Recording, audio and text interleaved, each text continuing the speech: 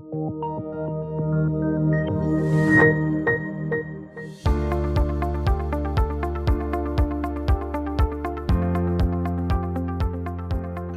to the C-Suite of the Open Video Series with TMX Group. I'm Arne Gulstene, the Head of Company Services based out of Vancouver.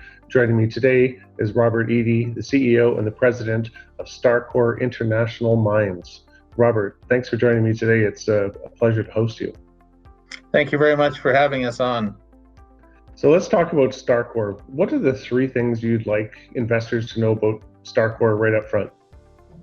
Well, we're a gold producer in Mexico. We have been producing gold for 13 and a half years since we bought the mine. And we also have other assets in Mexico as well that are some near term, some far term, and in Nevada and in Canada. We have a history of shareholder value. We've at one point paid out dividends. We've been very conscientious of our costs and shareholder value. And corporate and social responsibility are a cornerstone to the company and to our growth and our business strategy. Fantastic. How would you sum up the investment proposition for Starcore? Well, we're really focusing on the San Martin mine, which is our core asset, and unlocking the geological mystery there. It's a big epithermal deposit, and we've recently been able to attract, I think because of COVID, some geological talent, because people can't travel and they seem to have a lot more time. So we're really focusing down on the sort of the geological interpretations, and we've switched some of our approaches in our software. So that is one of the key factors we'll draw, and we turned a corner and the company's put it back to profitability. And because of production, you can see that in the last quarter, which we announced. The second is the sale or joint venture of the Toyabe project, which is Nevada. We're really based in Mexico, so Nevada is not our sweet spot. So we're going to joint venture sell that. And then recently we re-looked at the El Creston Deposit, which has been seen as a moly deposit. And it's again another big system. And on one end, you've got the moly, and if you had a pie knife, you could slice off the small mountain that has the moly. And then on one end is gold. And so we start to focus on that. And then underneath is the potential for a copper porphyry. So we've started to review that from a geological point of view, whereas our past view was to actually sell it and to sell the asset and make money because we bought it in a downturn.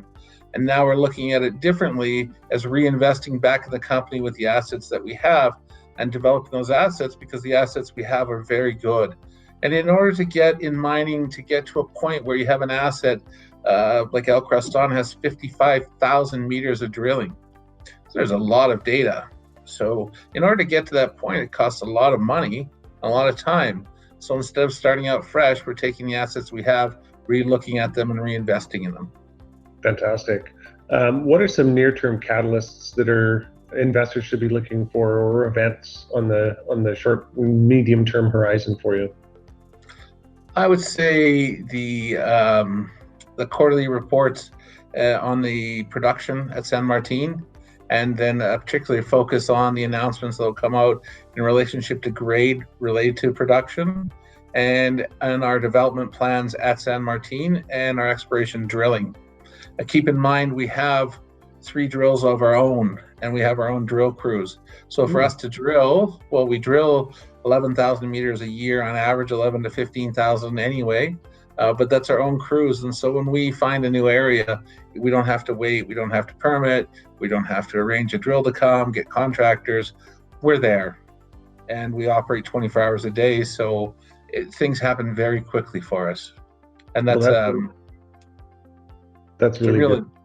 Yeah, for a junior company, for having production and being in the sort of the category of junior space, having a market cap of $15 million, that's what we are as a junior.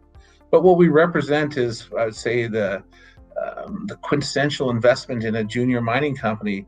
We've got production, we've got cash flow, we've got management, we've got a proven track record, and we have the potential of being able to increase the value of the company through our own exploration internally. And I think that that's a real distinctive advantage for us. Fantastic. So what does being listed on the TSX mean for Starcore and your investors? Well, the investors that we deal with are worldwide, and they comment to me that the TSX and the platform has always been leading edge and it's transparent. So it's one of the only exchanges in the world that you can see 5 levels up and 5 levels down. And that's very important to investors on a worldwide basis. And for us, the TSX has always been consistent and delivering a technology and delivering support to listed companies and being clear on policies and ease of being able to approach the TSX and deal with the person who's responsible for the company. So that has been a big advantage for us. It's very clear. And transparency is king, and it's been for a long time, and it's nice to deal with TSX in that matter, because we are listed also in the United States and in Germany, and I will say that in other places it's not so transparent or as easy. Well, fantastic. Thanks for joining me today, and I look forward to seeing you in person as soon as we can, and it's safe. Great. Thank you very much, Arne. I really appreciate you inviting us and us taking the time to have us featured on your program.